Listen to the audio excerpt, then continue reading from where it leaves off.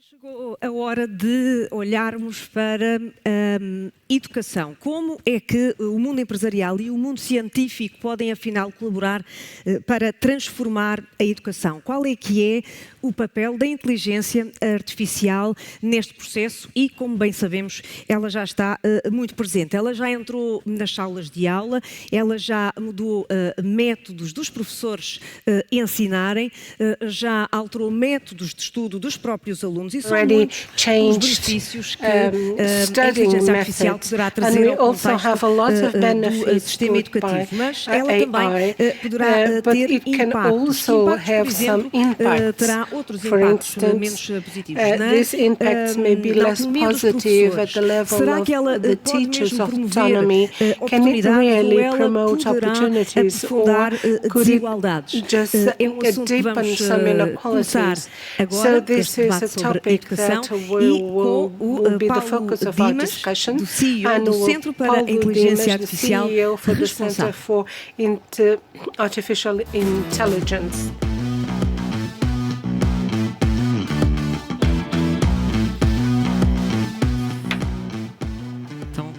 Boa tarde, é um prazer estar aqui. Good afternoon, it's my pleasure to be here. Thank you for the opportunity of being here and talk to you about AI in the field Primeiro gostava de começar of por, digamos, fazer com que todos estejamos num contexto que é o contexto de uma verdadeira revolução que estamos a viver, a revolução da inteligência artificial. Às vezes é difícil ter esta percepção, fala-se muito do digital, mas estamos a tratar de algo muito maior. Só para nos inspirar, este vídeo da Khan Academy em que...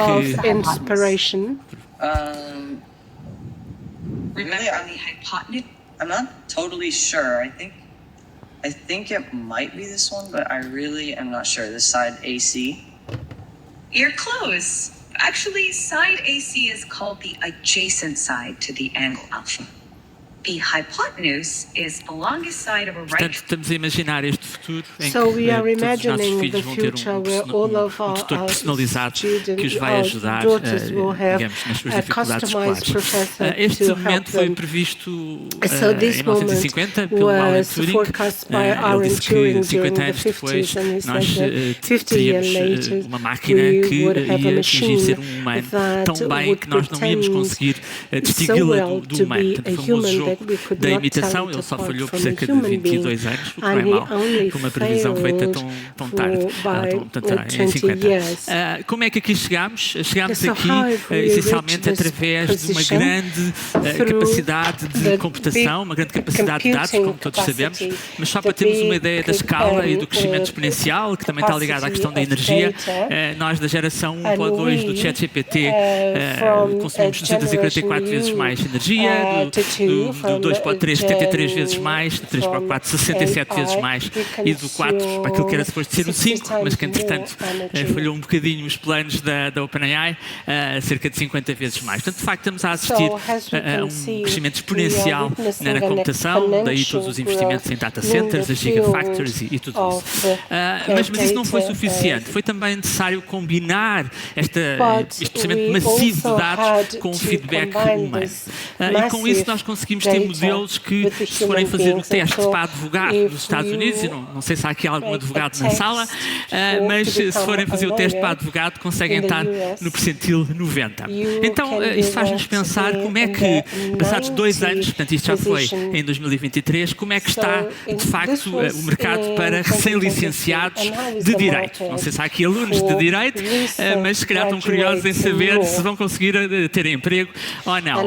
Isto é um gráfico muito recente, tem umas semanas, e mostra na linha de baixo o desemprego nos Estados Unidos comparado com o desemprego de recém-licenciados. Portanto, se forem a ver ali, temos ali um pico que nos está a deixar todos muito apreensivos.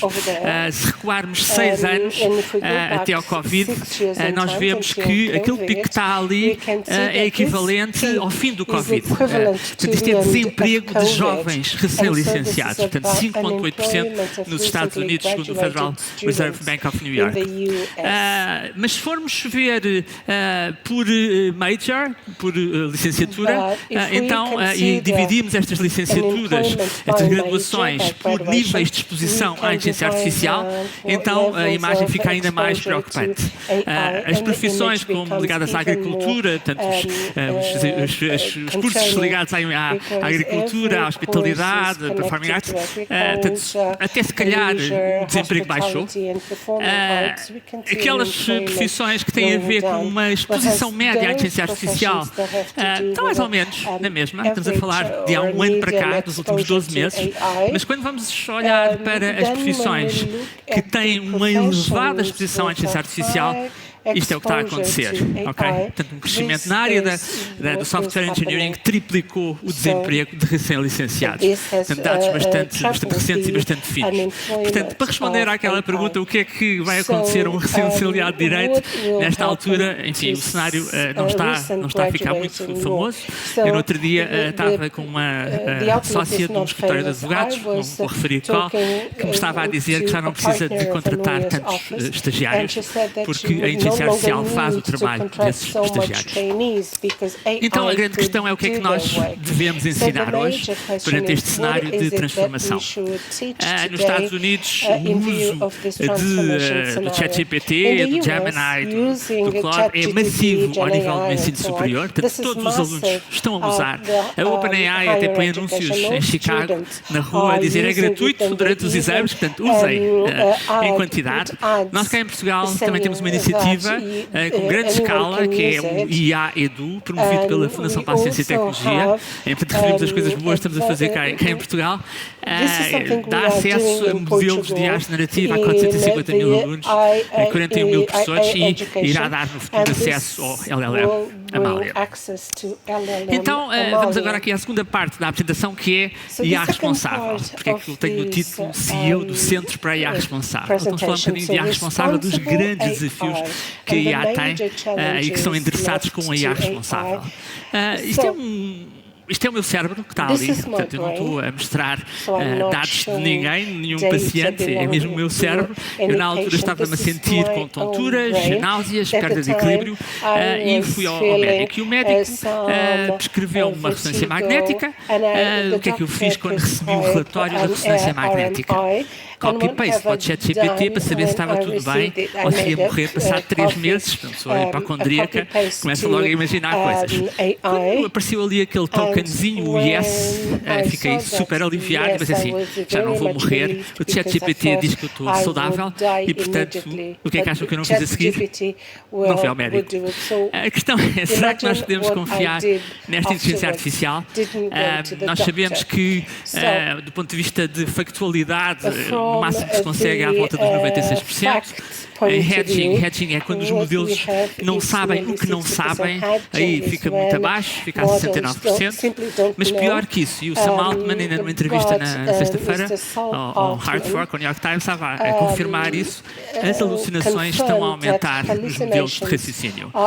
Aumentaram 12% no benchmark, que tem o Simple QA, e 100% no People QA. Portanto, na prática, parece que os modelos, em vez de convergirem, serem mais confiáveis, ainda estão a alucinar mais. E, portanto, daí a importância do pensamento crítico. Okay? Quando se levanta a questão, o que é que temos que ensinar? Se calhar temos de pensar em ensinar pensamento crítico. Recentemente, o MIT e o Media Lab fez um trabalho de investigação, isto tem 3 semanas, portanto não podia estar mais atualizada esta informação, em que eles colocaram 54 pessoas a serem testadas com a EEG, portanto com aquele capacete que mede as ondas cerebrais. E o resultado deste estudo, portanto, a tarefa que era dada a estes estudantes, a parte deles eram estudantes, era escrevam um ensaio. Okay? Um ensaio sobre um determinado tema. Tem 20 minutos para escrever este ensaio. Um grupo não podia usar nenhum LLM, estava bloqueado, não havia ChatGPT para ninguém. O outro grupo podia usar um LLM. Okay? Quais é que acham que foram os resultados? Então, as conclusões, de uma forma muito sumária, o estudo tem mais de 200 páginas. Quem não usava um LLM tinha maior engagement, tinha maior sentido de ownership em relação ao ensaio que tinha acabado de escrever. e conseguia citar o trabalho que tinha feito. Quem não tinha um LLM produzia textos muito parecidos, ou quem tinha um LLM, quem podia usar o ChatGPT, produzia textos muito parecidos a outros estudantes ou outros participantes no estudo, não sentia que o ensaio era dele e quando pediam, olha, cita lá aí uma parte do teu ensaio, não se lembrava. Okay? Pronto, então, perante esta realidade e perante algumas das conclusões do relatório, eu queria aqui vos ler, e vou mesmo ler, e já vão perceber porquê. Reliance on external systems like LLMs replaces the effortful cognitive processes required for independent thinking. Okay? Não conseguimos pensar de forma independente. Cognitive depth defers mental effort in the short term, but results in long-term costs, such as diminished critical thinking, ok? Não conseguimos pensar de forma crítica tão bem. Increased vulnerability to manipulation and decreased creativity. Parece ser grave, não é? Vamos ler aqui outro texto. This discovery of yours will create forgetfulness in the learner's souls, ok? Esta tecnologia vai provocar que se esqueçam das coisas. They will trust the external written characters and not remember of themselves. E finalmente, they will be hearers of many things and will have learned nothing. Sabem quem é que escreveu isto? Sócrates há 2400 anos atrás, em relação à tecnologia da escrita. Portanto, não sei se estão a ver aqui a semelhança entre a escrita e os LLMs na percepção humana. E, portanto, a questão é sempre, temos de ter em conta, digamos, todos estes riscos com, digamos, um bocadinho de ponderação. E, portanto, também já há 2400 anos o Sócrates dizia que nós íamos todos ficar, digamos, sem capacidade de aprendizagem por causa da tecnologia da escrita. Então, mas voltando à questão, o que é que nós devemos ensinar hoje? O que é que estes estudos nos levam a pensar? Primeiro, aqui três, no fundo, possibilidades práticas muito concretas, gosto de deixar também coisas concretas que se podem fazer. Primeiro usar o cérebro e só depois usar o LLM, critical thinking e o método socrático. Eu acho que é uma excelente altura de voltar ao método socrático, não é por ter ido buscar a citação do Sócrates, mas é de usarmos o LLM para nos fazer perguntas, para saber se nós sabemos. E com base nisso, vou-vos mostrar um exemplo de como é que seria uma interação com um LLM. Mas com um LLM que tem um pequeno problema. É um LLM que não é culture aware. Aqui, isto foi um exemplo que eu gerei, que há uns tempos atrás, com o ChatGPT, que foi representar a imagem de um juiz, ok? Sem um juiz com a bandeira americana, ok? Ao lado. Imagine uma criança na escola a gerar essa imagem e sai um juiz com a bandeira americana que ela depois vai usar no PowerPoint. Então, vamos ver se um LLM é culture aware. Eu vou usar o Advanced Voice Mode, e gravei isto no fim de semana, e vou pedir ao Advanced Voice Mode da OpenAI, ao ChatGPT, para me ajudar a preparar para um teste para o quarto ano, para a antiga quarta classe, sobre história de Portugal. Okay?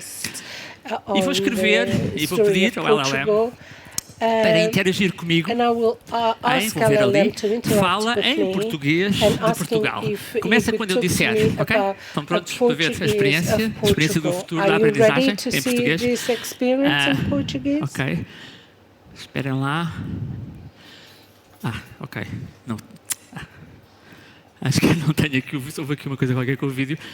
Não, desculpem. Espera. Desculpa lá. É que eu saltei. Ok. É que o vídeo está todo de seguida. Pensei que a parte de áudio estava a seguir, mas o vídeo está todo de seguida. Ok, então, fala em português de Portugal. Okay? Começa quando eu disser. Okay? Então, agora vamos entrar no modo conversacional. Portanto, eu estou a falar com o meu tutor que me vai ensinar sobre história de Portugal do quarto ano. Ok, está ele. Pronto. Ok. Começa. Vamos lá, então. A primeira pergunta é: quem foi o primeiro rei de Portugal e em que ano é que ele foi proclamado rei? Dom Afonso Henriques, em 1143. Boa, Dom Afonso Henriques foi mesmo o primeiro rei de Portugal. Ele foi proclamado rei em 1139, após a Batalha de Ourique, e não em 1143. Mas estiveste quase. Continua assim, estás no bom caminho. Vamos à próxima pergunta. Sim. Ótimo. Então, aqui vai a próxima. Qual foi o rei responsável por iniciar os descobrimentos portugueses e que feitos ou expedições ficaram marcados no seu reinado? Foi o Dom João II. Exatamente, foi o Dom João II que deu um grande impulso aos descobrimentos, mas o rei que iniciou esse processo foi o infante Dom Henrique, também conhecido como o navegador, ainda no século XV. Ele incentivou várias expedições ao longo da costa africana. Podemos ficar por aqui, portanto, Dom Afonso, o infante Dom Henrique já foi transformado em rei. Pronto, essa é a questão, a importância daquilo que se chama a fairness cultural, daí a importância de nós termos o nosso LLM, o nosso futuro Amália, para termos soberania sobre a nossa língua, sobre a nossa cultura e para ser um ativo na área da inteligência artificial para a educação. O centro teve um papel na gênese deste LLM, este foi um workshop em que nós juntámos 2 centros de investigação, uma startup, a Fundação para a Ciência e Tecnologia e a AMA, que são parceiros. O centro em si deu o apenas o impulso inicial, agora está a ser desenvolvido pelos centros de investigação. Portanto, isso o centro é exatamente fazer estas ligações, estas parcerias, juntar centros de investigação com startups, com líderes de indústria e para terminar vou-vos só mostrar um pequeno vídeo de um produto que é muito apaixonante para mim porque é a minha equipa que está a trabalhar. É um produto que permite que um doente com esclerose lateral amiotrófica recupere a sua voz. Está a ser desenvolvido pela Babel, pela Fundação Champalimau, Instituto de Telecomunicações, Instituto de Sistemas e Robótica e pelo Hospital de São João. E este é um paciente, o Luís, no palco das Nações Unidas, o ano passado, a voltar a falar. Here's Luis. Hello, Luis. It's great to have you on the stage. And so what we'll do is Paulo will be typing in Portuguese because Luis speaks Portuguese, and you'll be able to see the monitor so you can see the interaction. So Luis is not able to speak, so he will be communicating exclusively through Halo. And maybe we can put the computer on the screen just so that we can. There we go. Perfect. So Paulo is asking, how do you feel in the AI for Good Global Summit? And AI for the Global Summit. There we go. So, okay. And Louise answered, I feel honored and very excited to be here. It is an incredible experience, right? You can see the device. I'm wearing my device on my arm. Luis is wearing his device on his head. Now, an interesting thing, and we're announcing today a partnership with OpenAI. We're using their new voice LLM, which enables us to do something really incredible that completes the circle. Most LF patients tend to have their voice recorded in one way or another, either through voice messages or other means. And so what we're able to do is to recreate Luis' voice using the voice LLM so that actually when he communicates, he's communicating with his voice. And we're going to try and play his voice for you here. I don't know if you could press play. Sinto-me honrado e entusiasmado por estar aqui. É uma experiência incrível. So I'm honored and enthusiastic for Luis, to be here. This is an incredible it's always emotional when he gets his voice back. And he becomes so emotional when he gets his foi voice o back. momento mais emocionante de This toda a was cimeira the most e emotional pronto, obrigado. moment of the summit. Thank you very much.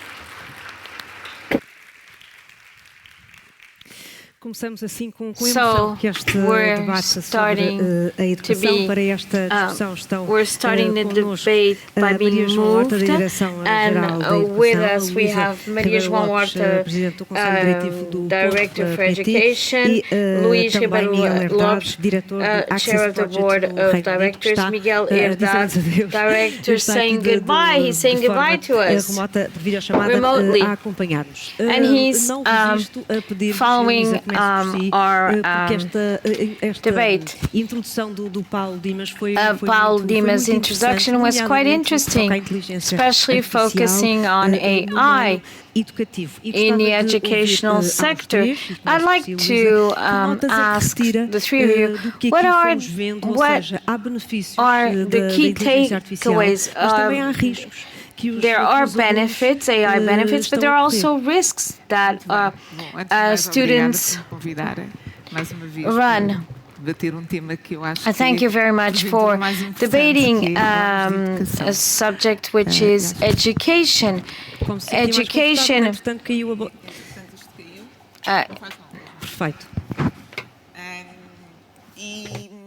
E dizer que And to say that AI, as the rest that can be, as other subjects that can be debated, has pros and cons. And as Paulo mentioned, so Paulo made a great presentation, brought some figures which were very scary for a person like myself who is a jurist. Basically, he mentioned what we already know, what is possible to automate, to treat with AI.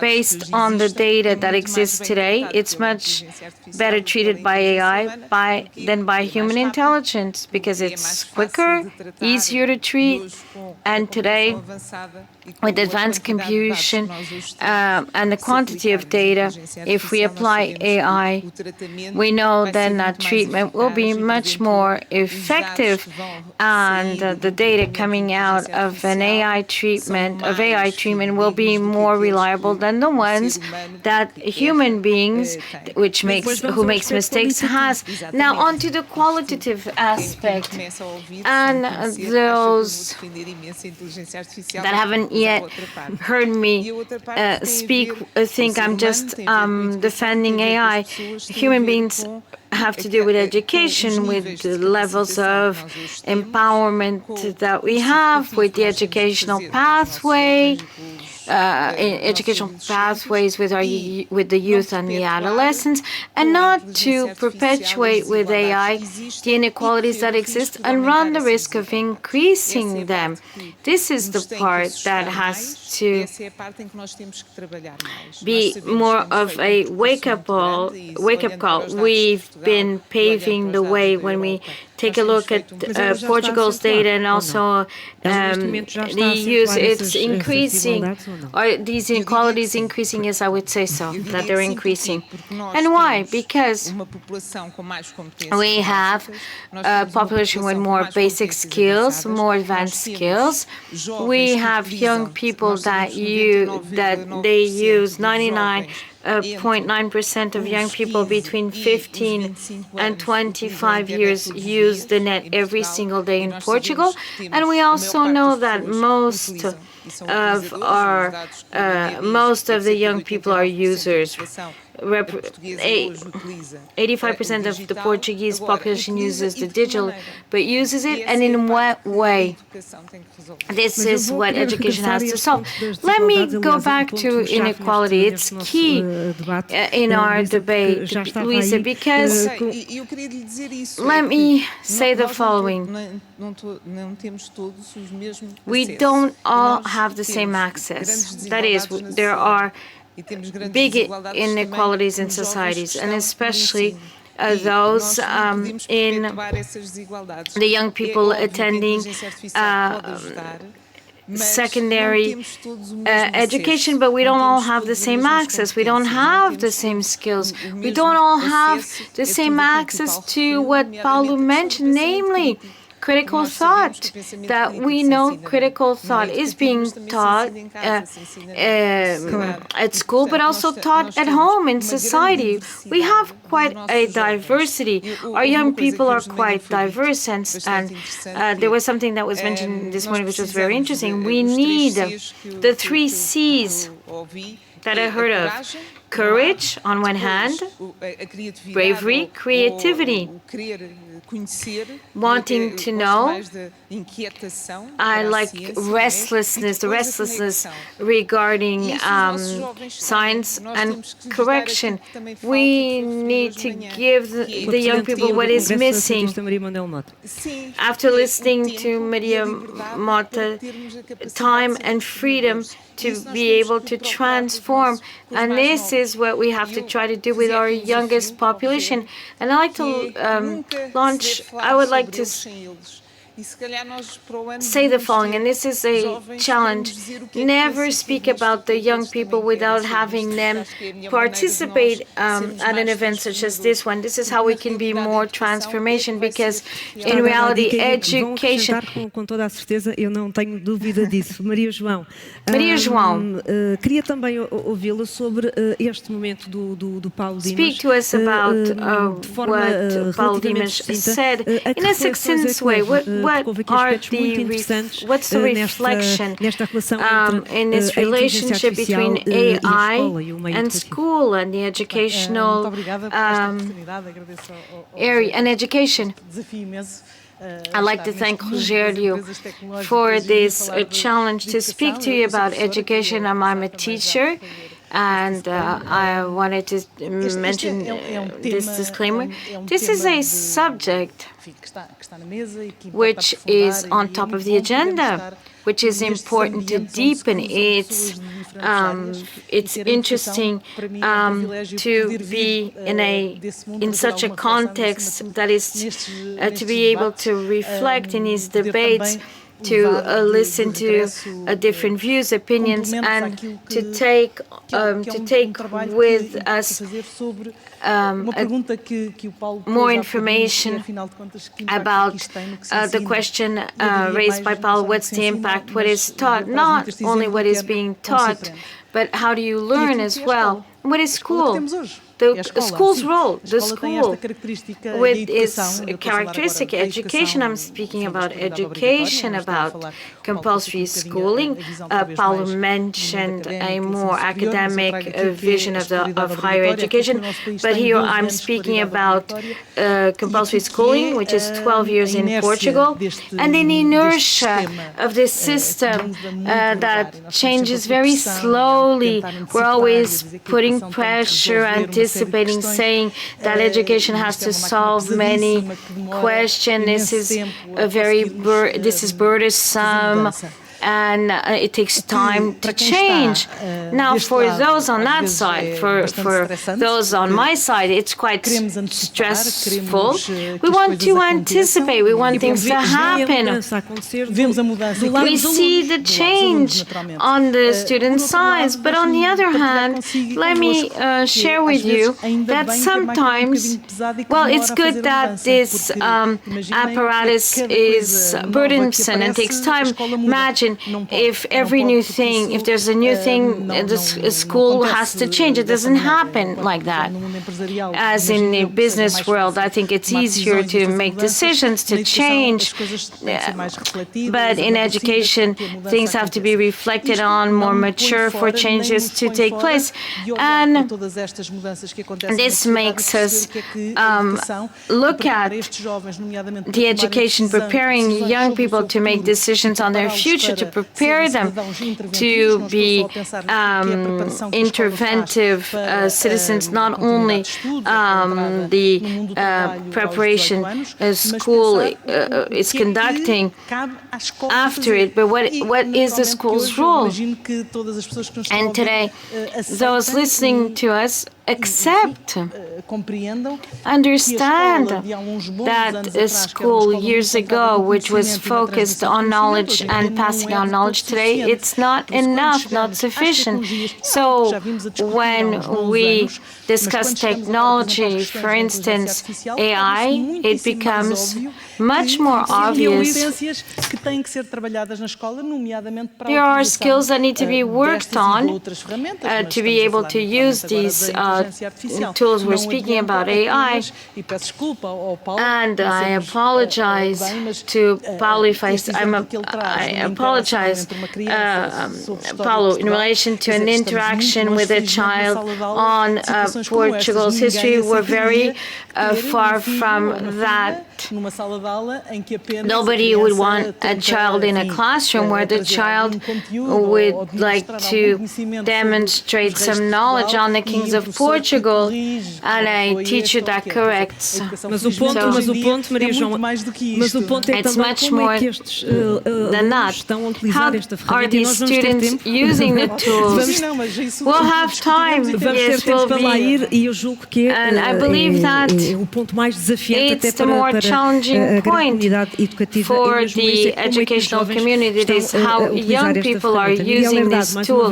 Miguel Herdado, welcome, hello. I'm counting on you to speak about positivism, optimism that is on AI in the educational world. Well, good morning, everyone. I apologize for not being present, but since I live in London, it's not very easy to travel back and forth. Let me just mention some positive things as well as a reality which is important. Now, the positive things. We don't have to be afraid. We don't have to fear. There are people that are optimistic, pessimistic. It's to be in between. I always like to think when we're thinking of AI, and the keynote speaker mentioned it, obviously, we are very anxious that things will change rapidly. If we think that in 1913, Thomas Edison thought that 10 years he would know, he wouldn't have thought that education would be taught in black and white, especially today when we try to teach children at a distance, results were unsuccessful. During the pandemic, when we closed the schools to try to teach at a distance, it was a disaster. There are some things old which work quite well. It's like having a teacher in front of the students. For instance, if the roofs, the tiles are small, big, if there's digital, and what we know, and this is even more obvious, is that there is nothing, absolutely nothing, nothing's more important than the teacher's quality. So when we take into account that the teacher's quality will be the most important fact in terms of the knowledge for their students, the capacity to progress, to go to university, to earn more money as an adult, then we understand that there's something which has to work with the teachers. And there are new tools, we can say that there are new tools. Miguel? Fazer aqui uma provocação, porque a qualidade de professor, the quality of a teacher can be interpreted as having a lot of knowledge, being knowledgeable, passing it on as best as possible, but AI essa informação e todo esse conhecimento que is equipped with that information, with that knowledge and presented to the student. Yes, you're right, and also see a film on YouTube. And when children watch films on YouTube, the result of those children, their school results drop. And so there's that possibility, the possibility that indeed of being able to use AI, so as to have platforms that would help the students for specific, more customized support. It would be a great tool to help students that do not speak Portuguese as a native language, but it's also to give more time to the teachers to do what they know, best, which is to teach. They take too long to solve problems other than teaching. And if the teachers could teach better, use their time, we would probably have a better educational system, a better one in Portugal. It's good when compared to 50, 20, 30 years ago. Now, if there's competition, yes, there can be competition, and this was mentioned at the beginning of our debate. It has the inequality. Inequality is a common factor to the Portuguese educational system, which is the hardest to solve. In the last 20 years, we haven't been able to solve inequalities between the rich and poor in the educational system. That is, a child that's 15 years old, a 15-year-old poor child is pode acontecer de mal é se nós less não schooling usarmos estas ferramentas para at that diminuir a age desigualdade, than richer que possam ser adolescent, novamente that is to be able to, that is being able to reinvest in the poor families. We can see that inequality will decrease.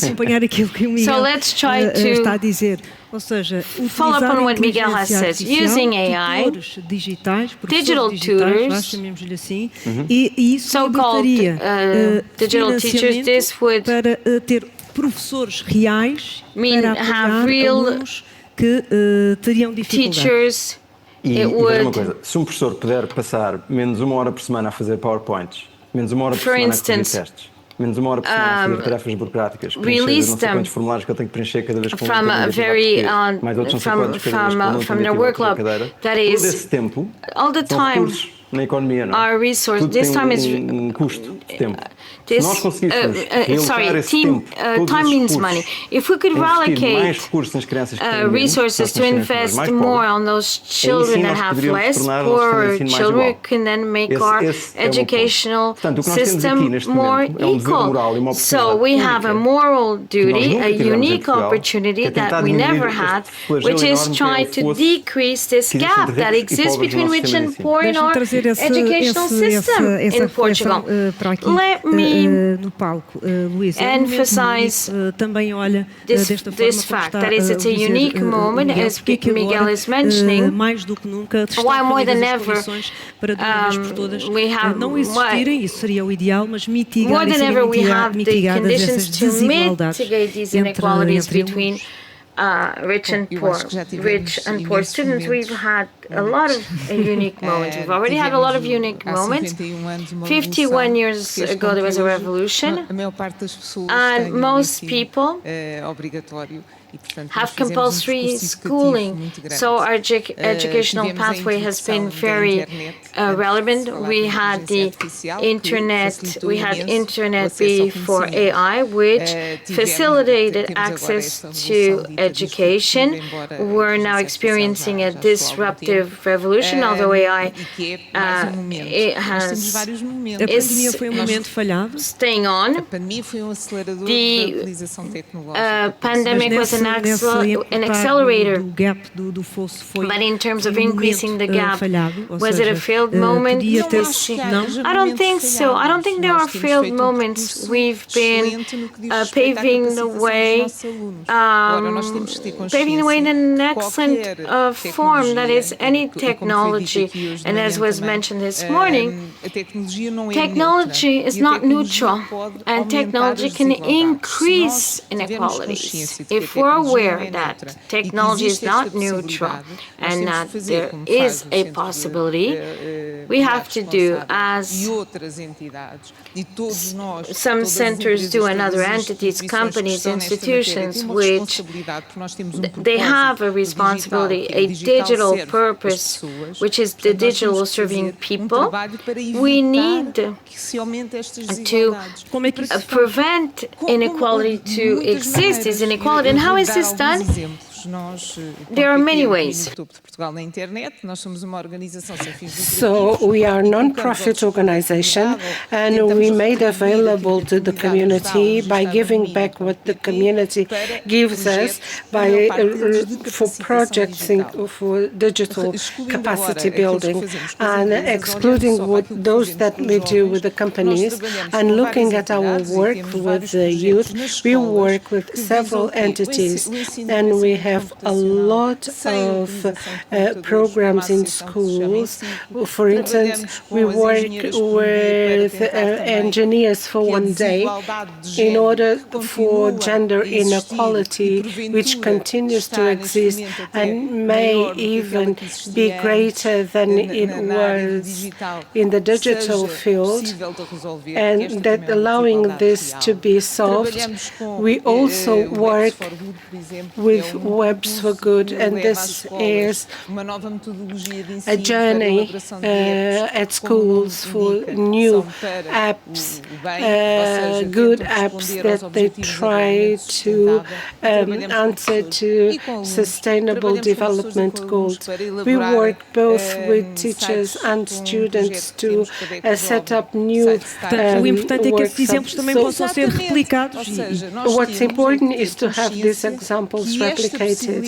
Yes, and we must be aware that the possibility of increasing this is real, and that we should work together with the Ministry of Education, with the parents, professions, and most of all with the students, in order for them to have this capacity of understanding that what they are now using should be used for their own good, and so they have a say in the matter. This is important.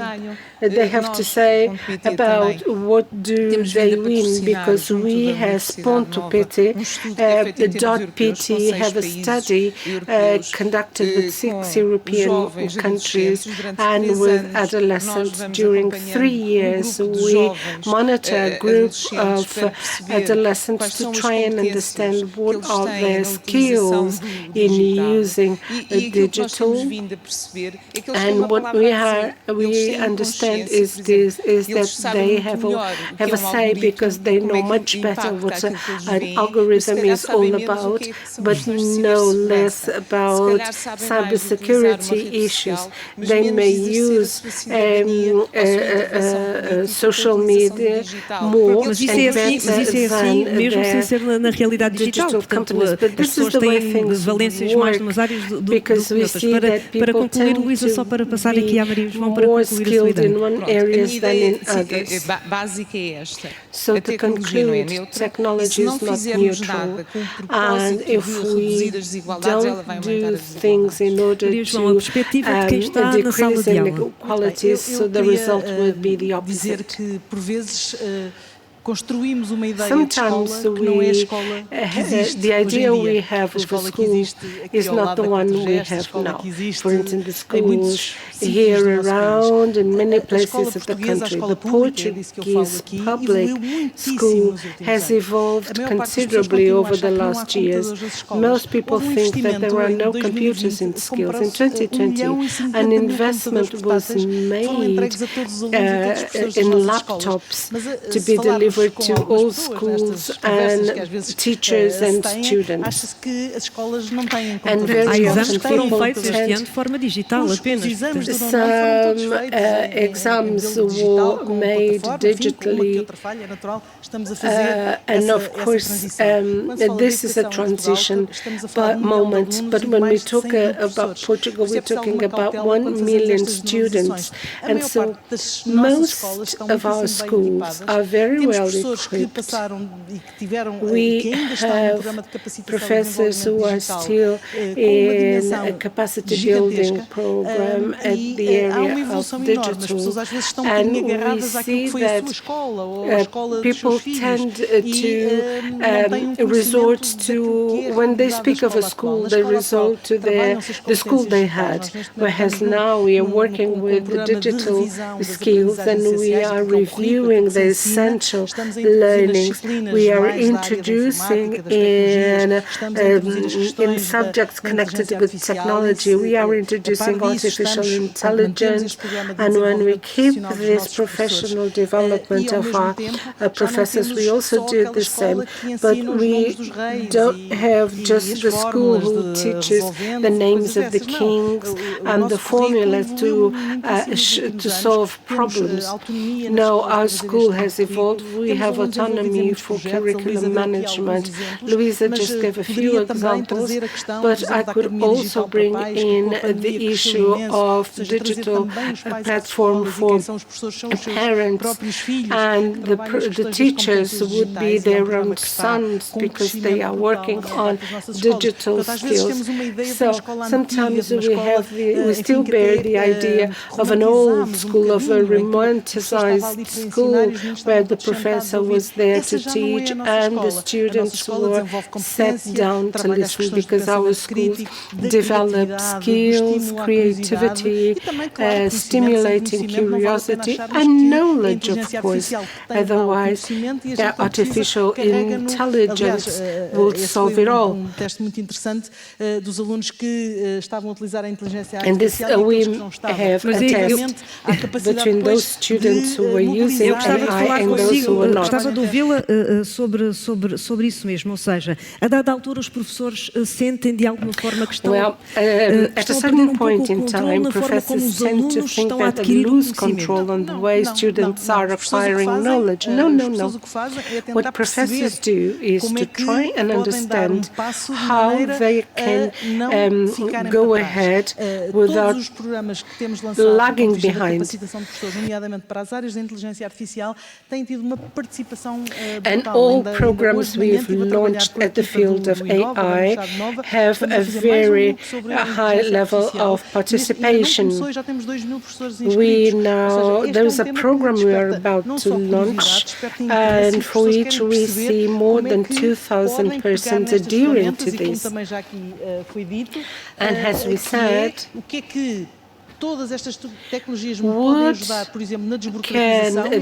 how can this technology help me with bureaucratic and administrative tasks, allowing me more time to work with my students? And coming to the issue of equity and inclusion, our country is small but very unequal. When you look at education statistics, we are happy because we see o país temos a ideia errada, mas ao contrário, ou seja, uma ideia mais positiva do que realmente ela é em relação à desigualdade. O que importa é olhar para as zonas que realmente têm those areas with very deep problems, namely in the field of social inequalities, and also because of the predictors. And one of the most important predictors for success is the schooling level of mothers. So we must wait for this generation to be to have higher level of schools, because a mother who has studied for 12 years will certainly want their children or her children to have a higher level of education. We still have a 6.6 rate of early drop-down, but in Spain they are above 30%. So we have grown considerably in the field of accessing to schools. But this isn't enough. It's important to learn, but to learn is not only the idea that school is not there merely to convey knowledge. They also do it, but there are a certain number of programs and projects which stimulate critical thinking, interpersonal relations, well-being, digital well-being, and the management of digital devices within the school, and also to remove them from the learning areas when it simply doesn't make sense. And very often the news we have is only when you have violence. But our school has evolved considerably, and we'll be surprised at this evolution when we visit them. We also have a tremendous campaign to promote digital leaders, and these are children and the youth that work around these areas. Deste entusiasmo dos três, I'm happy de ambas aqui, do Miguel, your enthusiasm.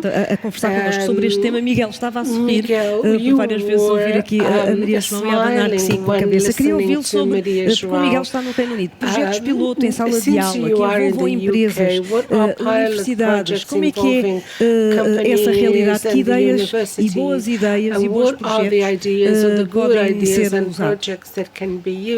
Bem, desde logo o Reino Unido como país tem uma estratégia digital a nível também do ensino que nós estamos a enriquecer, isso ajuda, mas acima de tudo o que tem, que é uma vantagem boa, é que há um envolvimento muito maior do setor privado.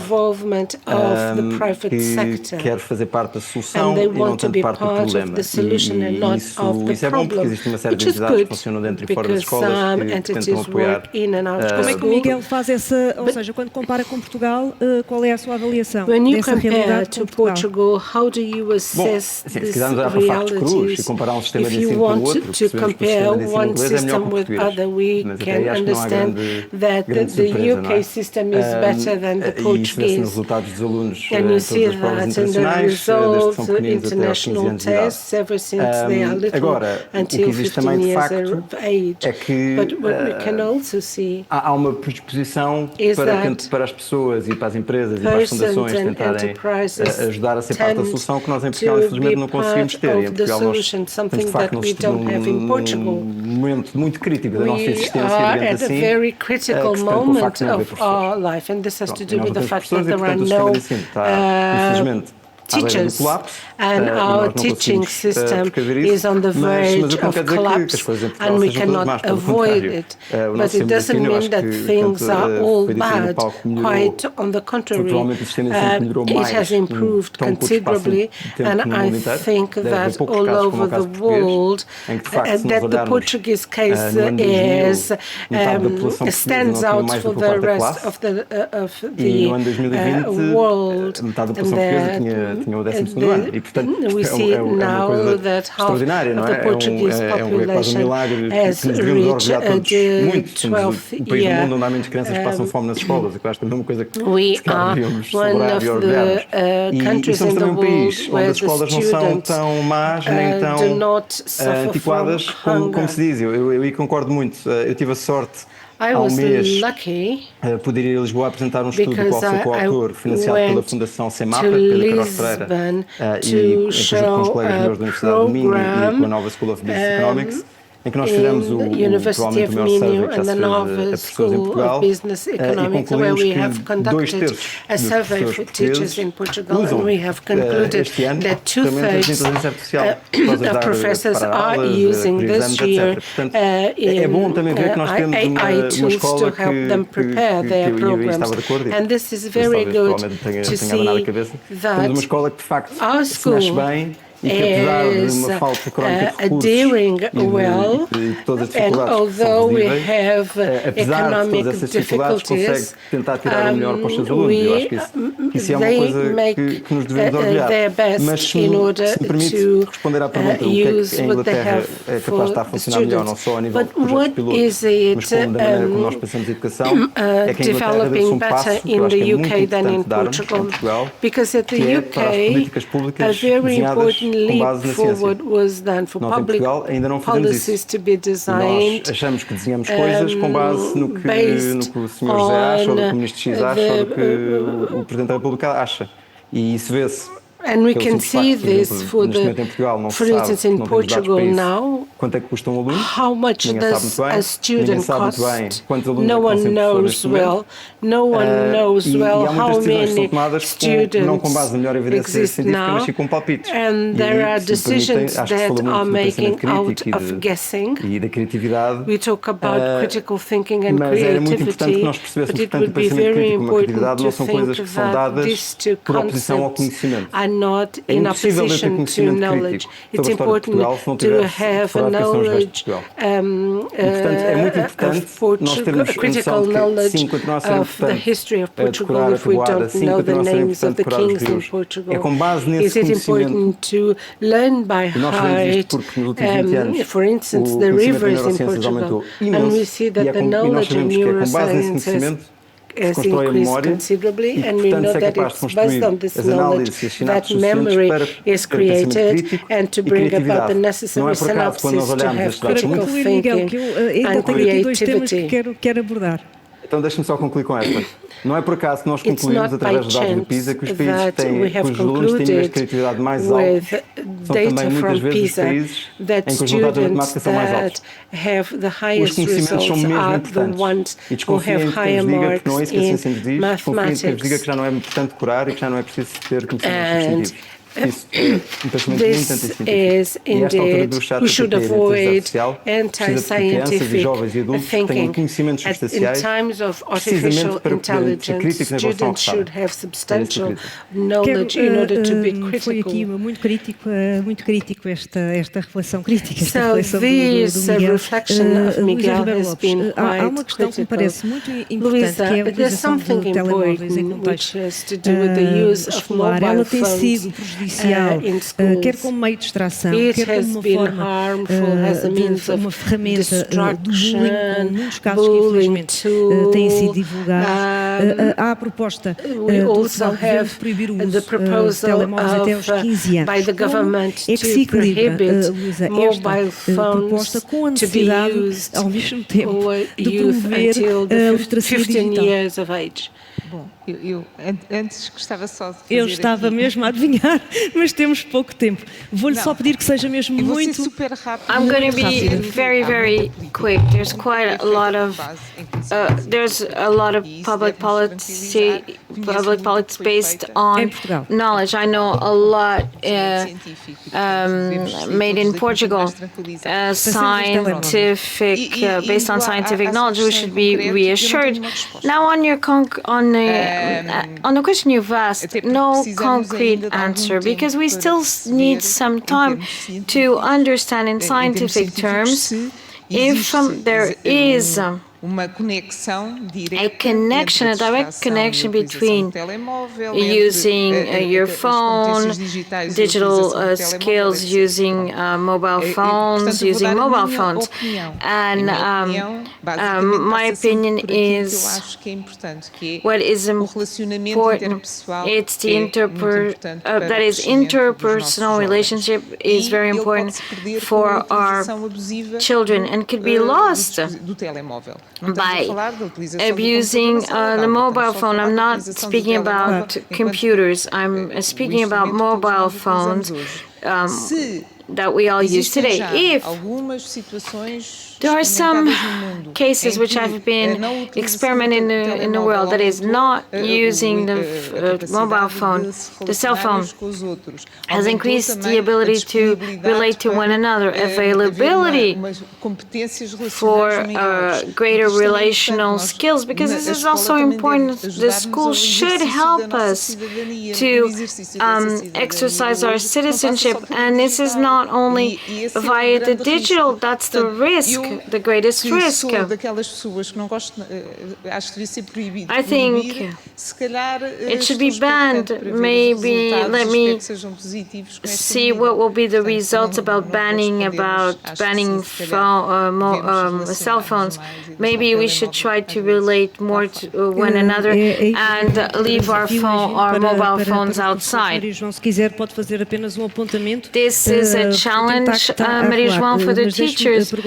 Let me ask you on structural challenges that education faces, and in concrete terms, no government has been able to solve the lack of teachers, not enough teachers. No government was able to solve the regional, local inequalities regarding education and integration of foreign students. What measures is the ministry wanting to implement? Some notes about cell phones, about mobile phones, about banning. As a teacher, it's to educate towards being able to use a mobile phone, to use them so as to make our life easier. That's why it's important to develop digital skills. Yes, regarding age groups, I think this is very important. We have children that are 6, 7, 10 years old that have a mobile phone, that use their phones while playing. Nobody will go against the idea that these phones shouldn't be used on a playground. Banning is a word that makes me feel discomfort, that as you don't play ball in a classroom, and you shouldn't use a phone in a playground or canteen. I would not use the word ban or prohibit, but it would be more in terms of having rules, making the environment healthier, stimulating interpersonal relationship, and not using such. And the Ministry of Education is not only writing bans, but it's also working with children and the youth in the decision-making process. And for more structuring challenges, some would be very difficult to answer, but to say that many of these challenges are not only faced by education, but faced by others, people concerned with the acquisition of knowledge and so on. We can't do more because we're speaking about the societal challenges and the lack of teachers. This is being worked on. The minister is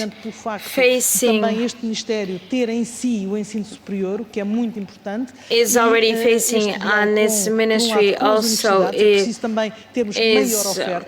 working with higher education, and to say that during this school year, most universities and higher education entities that provided educational courses, they were not able to take in most of the students. We need the best education and stop the idea that stop transmitting that message that teaching is a second choice. It's not. It's as decent as any other, and because during years we had too many teachers, and we need to be more demanding. Today's reality is very difficult. Today's teachers' reality is very different. Their career, I don't know why teachers' reality is very difficult. It's the same thing as doctors in a hospital, judges and other careers, and society is becoming more and more complex, and also competition. But since we covered education, being in a classroom, working 2 or 3 years with children that are growing and feeling that we're part of their development, making them, wanting them to become more active. I'm very happy to be a teacher. At this moment, I'm not teaching. It's just temporary, but to have children, young people listen to us and stimulating their interest, curiosity, participation is something that makes me feel part of the fact that I'm supporting their growth, that I'm building, that I'm doing the best. And let me say that it's one of the most important professions. It's very demanding. It's very important, and it's important that those young people attending secondary education can see how important education, teachers, and families.